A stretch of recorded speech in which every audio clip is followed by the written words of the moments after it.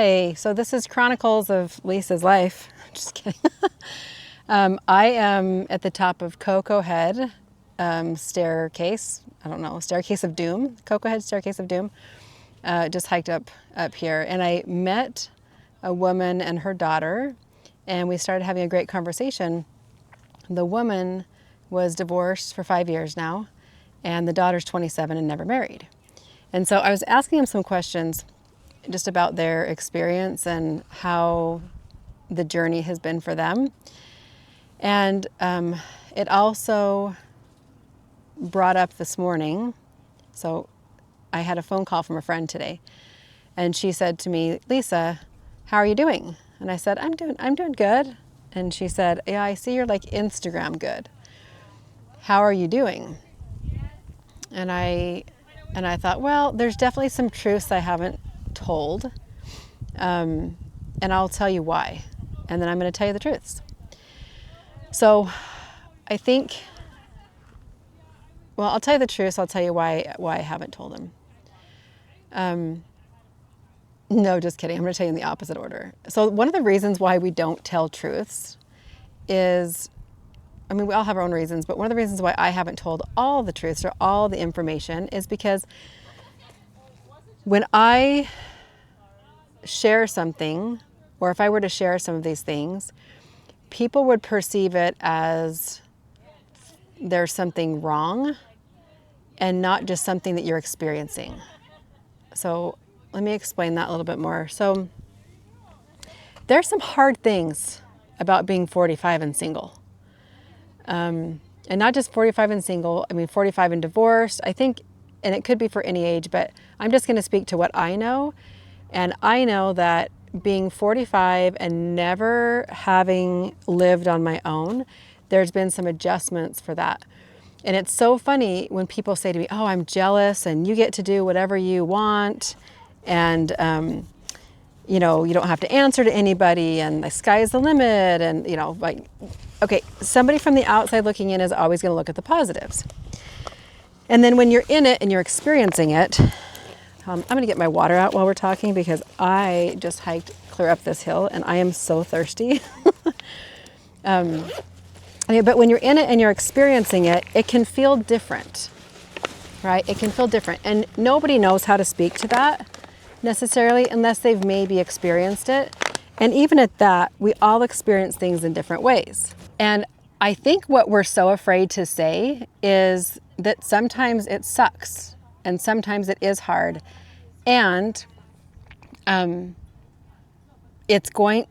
there's periods of time where it is harder. That's just it. And yet we try to tell ourselves, or we try to show up like it's not supposed to be hard, like there's something wrong with the fact that it might be hard.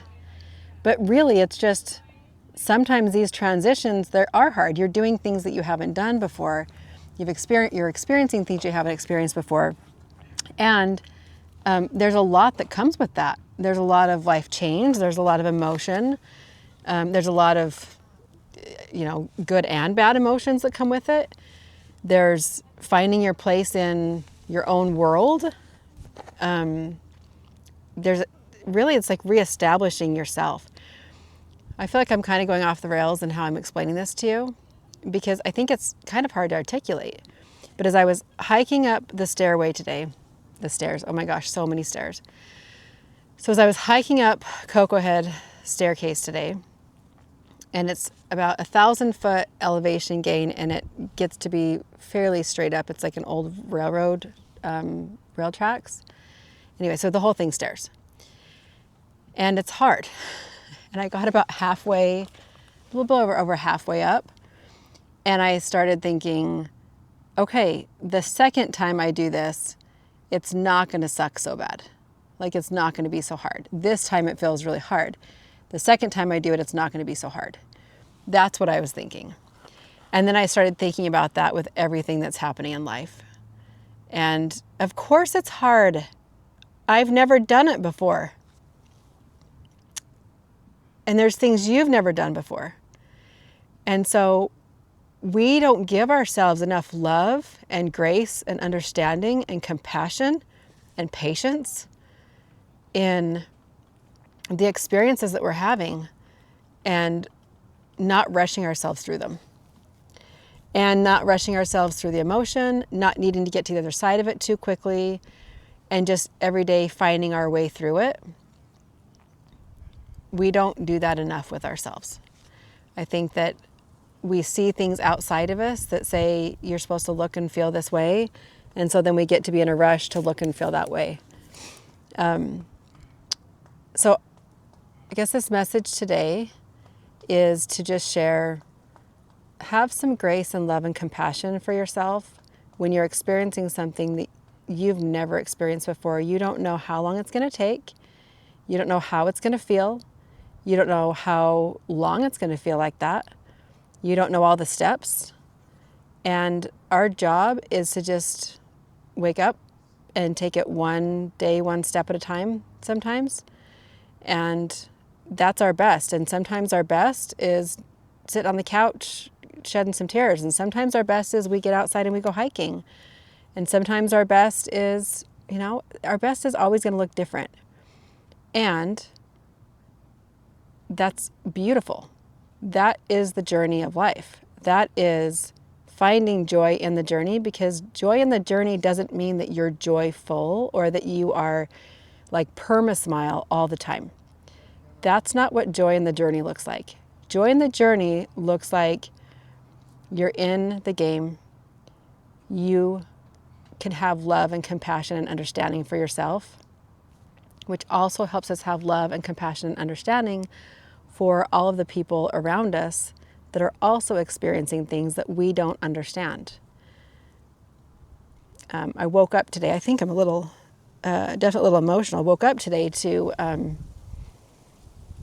a friend whose husband just passed away, had a brain aneurysm. And he's probably got to be, I don't know his age, he's got to be low 50s, maybe high 40s. And they had a beautiful marriage. They were a really great example of how, like, loving each other and how to show love to each other. And anyway, he passed away in his sleep. And I looked at her post and I started thinking about that and just the grief that she's going to experience, or that she's already experiencing, and the trauma and the journey that she's going to have ahead. And I started thinking, she's alone. And we're not alone, but you know what I mean? Like, she had a partner. She doesn't have her partner with her anymore. And there's going to be a lot of adjustment and change. And she doesn't know what the path is going to look like. And it's not unlike the path. Like, we all have a different path. We all have a different journey. But I was over here having a couple really hard days of, what if I'm by myself for the rest of my life? What if I don't, while I'm on this earth for the rest of my years, what if I don't have a partner? God is my partner, but what if for some reason it's not in the cards for me to find a companion? And what would life look like at that point? And anyway, it was kind of a rabbit hole, but it's always a possibility. But it was a little bit of a rabbit hole, and it was not great because it took me into just a lot of unneeded sadness that I woke up today and came to hike to pull myself out of, to kind of get that anxiousness and kind of anger and stuff out of my body, believing that might be truth. So interesting how we make things up and then it causes a bunch of emotion inside our body that we really need to get out. Anyway, but I was just thinking, I'm not the only one. This is not unique to me. And there's others I can learn from and support that we can find, and people we can talk to. And then, of course, when I get up to the top of the trail today, I find another lady who's been divorced for 5 years and a girl who's, her daughter who's single, and she's 27. And so we just had some really fun conversation, and it was, and I asked him, how do you experience being single? Because I was never, I say I was never single, but if you don't know this about me, I was engaged when I was in high school, when I was a senior, and I got married the month I graduated high school and the day after I turned 18 years old. So I was very young. I was not pregnant. I just was in a really big hurry to fill a void of needing to be loved.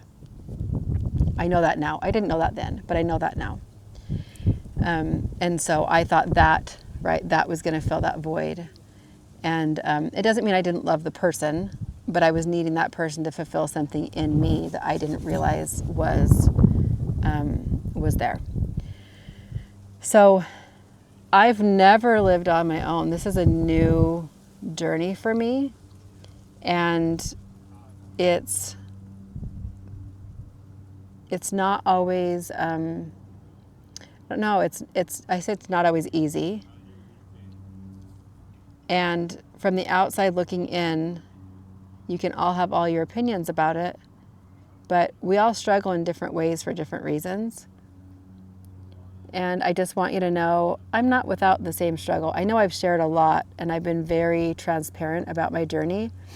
This is part of the journey that I haven't been transparent about, I don't feel like. Because there's definitely some days, I was sitting in my condo the other day, and I was like, I could die in this condo and nobody would know. I moved myself to an island, right? I live in Hawaii. I don't have any friends here. So really, I could die in my condo and nobody would know. And anyway, a good friend of mine said, I know who your doorman is. I would be calling if you didn't answer your phone. I said, I know that I'm loved. But some days it feels like that. Some days it feels like we could disappear and nobody would know. And I just want you to know that it's a real thought that we have sometimes. And it's okay. But the longer we sit in it and the longer I allow myself to sit in that, it doesn't take me to any good place.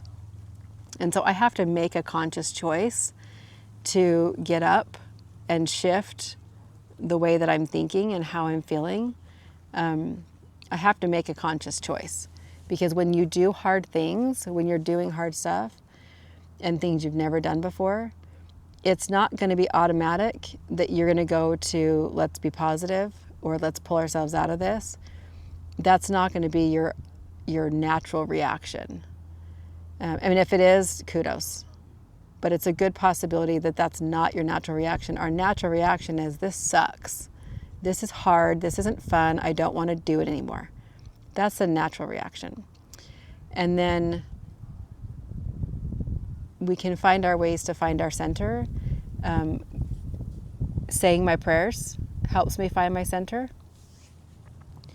If I make sure that I am on my knees saying my prayers, which didn't used to be a habit of mine, to be on my knees to say my prayers. But in the mornings, on my knees to say my prayers, that really keeps me grounded and centered. And then I can just ask God, like, what's today? What are we meant to do today? And, you know, if I could plan 2 weeks ahead, great. But right now, it's today. What's my plan today? What do I need to do today? And that's enough. And that's the guidance that I need. And trusting myself and trusting God and believing that I'm right where I'm supposed to be. I don't understand why.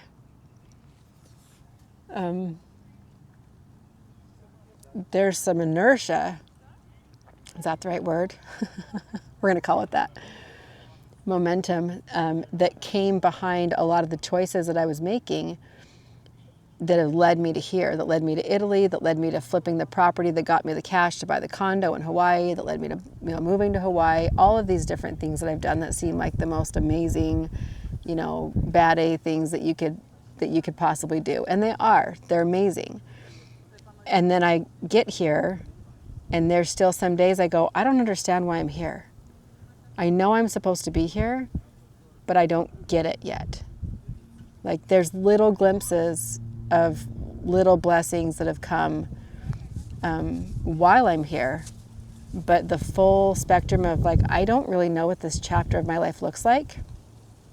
I don't know who it's going to be with. I don't know if it's just going to be with me. I don't know exactly where and how I'm going to serve. There's a lot of unknowns. And as I'm talking through this, one way I can answer myself in that is to turn that, instead of being anxious about it or being sad about it, because that's kind of where I've been a little bit lately, is to turn that back to excitement. Is to maybe get excited for what surprises might be coming in the future that I just can't even imagine. Because honestly, if we look at the way the dominoes of your life have lined up and the way the dominoes of my life have lined up thus far, there's a lot of things that have had to line up to get you to exactly where you are, good, bad, or indifferent. Sometimes it doesn't feel like good things, but there's a lot of little blessings and good things in there. And so, I'm going to take that off there. If we look at the kind of trail of breadcrumbs, then we can also believe that all those things that lined up to get you to the exact point that you're at today, and all the support that you've had that got you to the point that you're at today, also exists in the future. That it's not going to stop lining up for you the way that you need it to happen. So I'm telling you that as much as I'm telling myself that right now. And now I'm going to hike back down the 1,000 feet of stairs. And I'm glad I got to share with you some of my truths that I have not yet shared. So, onward on the journey on my way to me.